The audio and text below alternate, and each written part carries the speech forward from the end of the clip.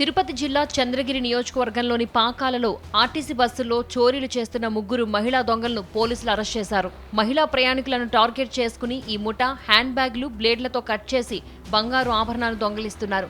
నిందితుల నుండి 3.5 లక్షల విలువైన బంగారు నగలను పోలీసులు స్వాధీనం చేసుకున్నారు. నిందితులను చిత్తూరు జిల్లాకు చెందిన దివ్య, రాధిక, మేరీలుగా పోలీసులు గుర్తించారు. వీరిపై కేసు నమోదు చేసి రిమాండ్కు తరలించడంతో పాటు వీరు చేసిన దొంగతనాలపై విచారణ జరుపుతున్నారు. ముగ్గురులో ఒకరు బండి మేరీ, బండి రాధిక, బండి దివ్య అని వీళ్ళు ముగ్గురు. వీళ్ళలో మొదటి వ్యక్తి రెండో వ్యక్తికి గతంలో పాత నేరస్తుల్లో వీళ్ళు అనుభవం ఉంది. చాలా కేసుల్లో వీళ్ళు ముద్దాయిలుగా ఉన్నారు.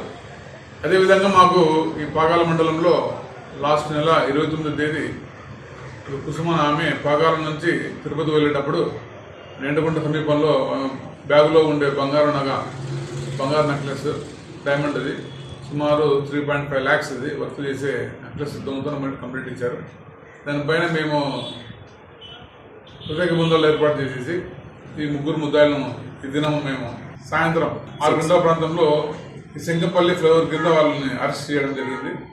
వారి ముగ్గురిని రిమాండ్ నిమిత్తం మేము కోర్టుకు పంపుకుంటున్నాము.